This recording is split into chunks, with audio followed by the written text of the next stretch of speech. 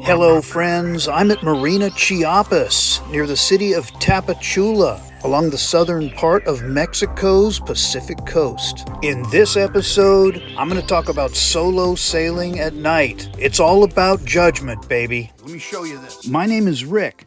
I got my sea legs when I was in the Coast Guard, and I commanded a boat much like this one. Today, I take my small sailboat on coastal passages in search of adventure.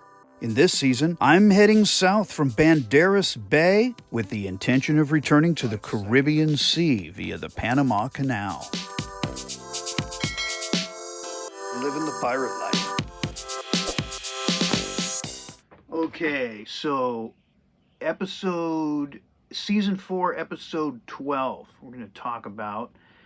This was the episode where I sailed from Manzanillo to Zihuatanejo. And sometimes I get some good comments. Any kind of comment that I get on this channel, I'm very thankful for. Well, for one thing, it counts as engagement for this YouTube algorithm, so they like to see lots of comments. So if you guys are inclined to comment, act on that inclination for sure, because it helps the channel. Yeah, in season 4, episode 12, that was Manzanillo to Zihuatanejo.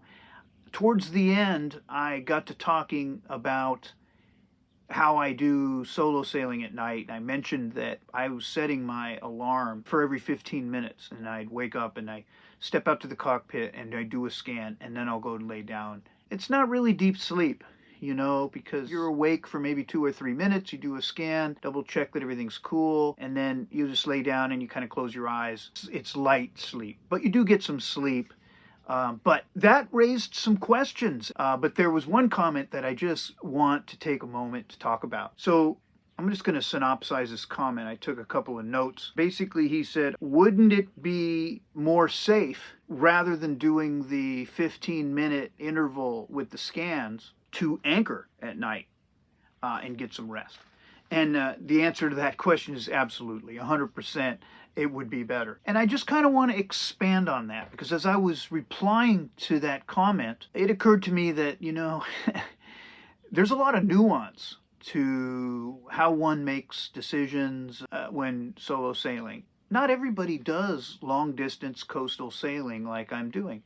And so for many people, their experience is constrained to a local geographic area. So like on the East Coast, you have a continental shelf. You can go 12 miles offshore and be in 100 feet of water. In the Pacific side, not so much. It gets deep here fast on the Pacific side. So there are some considerations for anchoring that are not universal. When you think about Pacific coast sailing, think about deep water sailing. It really is. And it can get deep really fast. You can be in, thousands of feet of water just a few miles offshore. That's not uncommon at all. So depth of water is probably the biggest driver that limits me in terms of, can I just anchor and get some rest?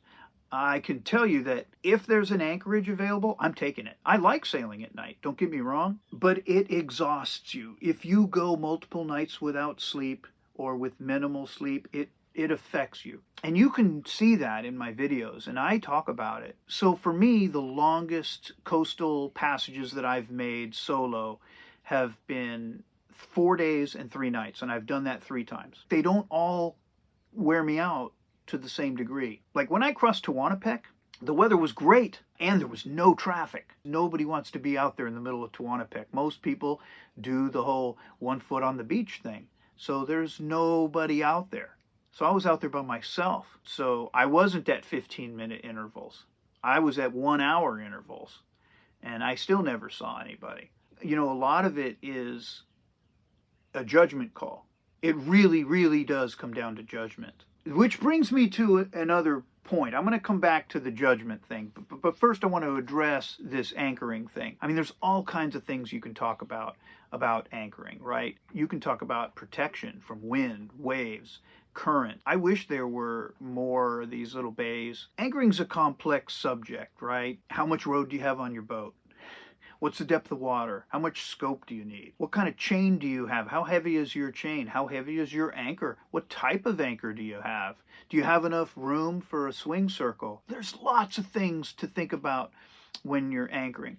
But the question about, when you're coming down the Pacific coast, it really comes down to the fact that there really aren't as many bays as one would like to be able to just go every single night and anchor. So for a solo sailor on the Pacific coast, you can't really count on just anchoring. What you could count on doing is hoving to. But the consideration when you're hoving to is that you're not making way. You're making way, but you're making leeway. One way to say it is your VMG is probably 0 or negative, right? That is to say, you're not making way towards your destination. What are the implications of that? With Frog's Leap, it's a 27-foot boat, okay? 23 and a half feet at the waterline. So she's small. The implications are that she has limited storage for water and limited storage for food. So when you hove to and you're not making way, what you're doing is you're consuming time. Physiologically, the human needs a certain amount of water, certain amount of food, right, to maintain your energy, and that is a function of time.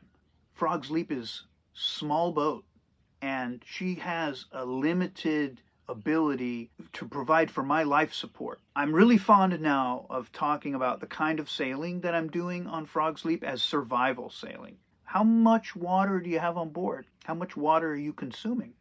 How much food did you bring? You still have to make those miles. In fact, you're going to probably have to make more miles because your leeway was probably not in the direction of your destination. So it's better to keep pushing to where you're going so long as you think you can do it safely. The other part of that comment was, hey, you were waking up every 15 minutes. And I mentioned I don't always do 15 minutes. When I crossed Tehuantepec, I was doing once an hour. So it's a judgment call. And it's largely a function of my proximity to land. The biggest hazard to navigation for me is land, because this is a coastal sailing boat. So the coast is the biggest hazard to navigation.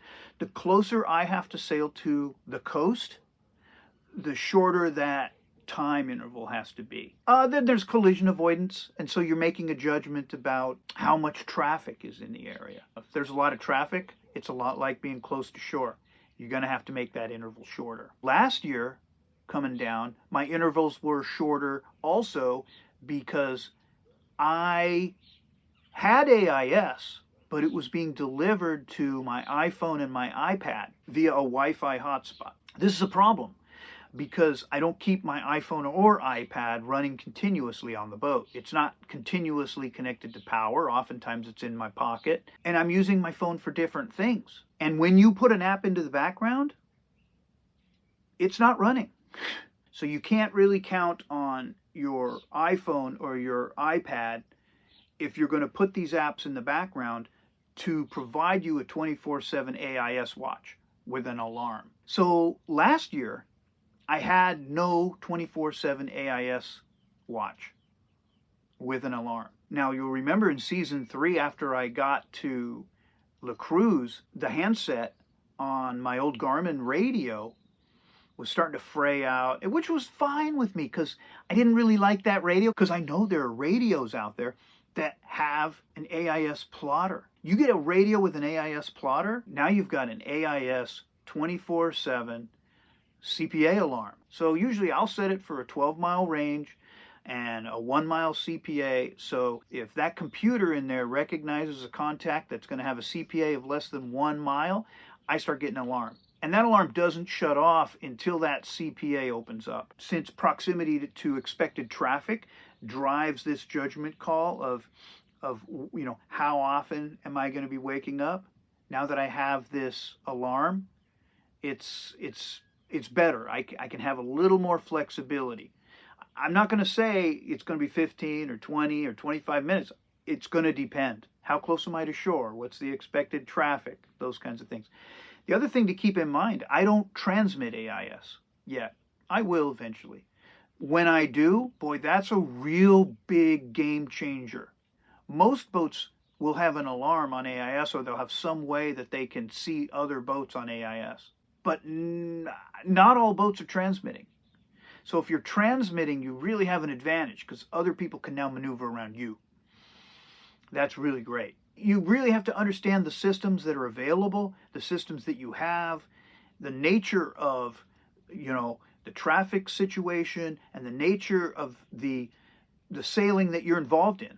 Is it coastal? Are you crossing an ocean? You can probably sleep. Be transmitting AIS, have yourself an alarm, cross an ocean, sleep all night. Let the alarm wake you up. I mean, really. Maybe I'd wake up every couple hours in that case, probably. But, it's a judgment call. And only the captain can make that call. Season 4, I've been a lot more open about the fact that I was a Coast Guard guy. Wherever you work, your supervisors are going to evaluate your performance periodically. And you're going to get a report, and they're going to either say you rock, or they're going to say, here's some areas for you to improve, right? It's exactly the same way in the Coast Guard. And there is a special form for officers. They call it an officer evaluation report. It's the primary input to your promotion boards. When the boards meet to decide who's going to get promoted and who isn't, that's the primary input to the deliberations. So the question is always, hey, which mark is most important? What are these guys really looking for? There is no agreement. And from one board to the next, it can vary. But I will tell you that, there are markings in there like customs and courtesies, how well you wear the uniform, officer presence, how do you represent yourself, writing and correspondence. Those are markings that you get evaluated on. And one of them is judgment. To me, that's the most important one, because judgment is all encompassing. Your judgment's going to impact your writing. Your judgment is going to impact how you present yourself, your officer presence. It is an umbrella mark. It doesn't show up in the OER as an umbrella mark. But if bad things happen in your career, like you get an alcohol incident, that's judgment. So to me, that's the most important mark. There's only really one exception to that I would make. And that is, and it's not a mark. If you're a Coast Guard and you're watching this, you may agree with me, you may not, doesn't matter. My career has run its course. If you're an active duty Coast Guard, you're gonna have to come up with your own philosophy for how you pursue your career. An argument could be made that the signature block is the most important part, right? If you have someone who was a commandant of the Coast Guard in your chain of command and he signed your OER, that's going to be noticed by every single officer on a promotion board. And if that commandant of the Coast Guard loved you in that OER, it's going to reflect very highly on you. Here's the thing though, your judgment mark is probably going to be screaming high as well. Now there is a mark at the end of the OER. There's a spectrum of 1 through 7. So a 4 is right in the middle. And you want to have a 5 or a 6 or a 7. And it's where your chain of command can say, hey, this is where I think this guy or gal ranks compared to all the other officers of this rank that I've worked with in my career. A lot of people think that that is the most important mark. For me, it's all about the judgment mark. If your judgment mark is not high, in all likelihood, that 1 through 7 is going to be not optimum for you. People who make the argument that it's the 1 through 7, that's a fair argument. But what's the biggest driver of that? Where you fall amongst all the other officers that those in your chain of command have worked with. Your judgment mark. It's not about writing. It's not about how you wear the uniform. It's not about your communication skills. It's not about how well you adhere to customs and courtesies.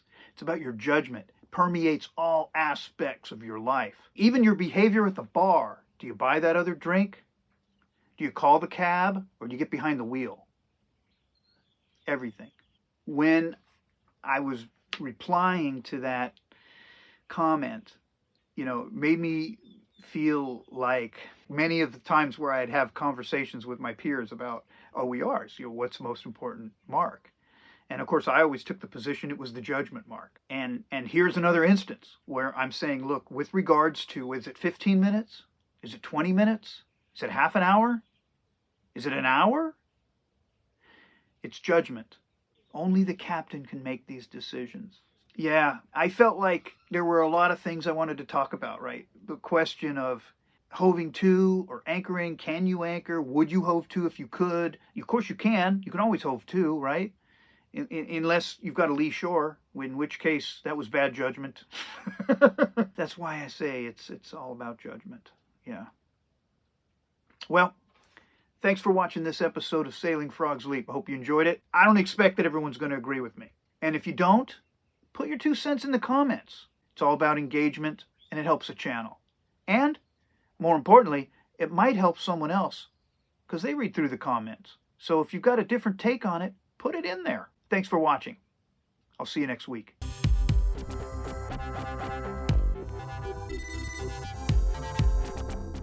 For real-time updates, check out Sailing Frogs Leap on Instagram.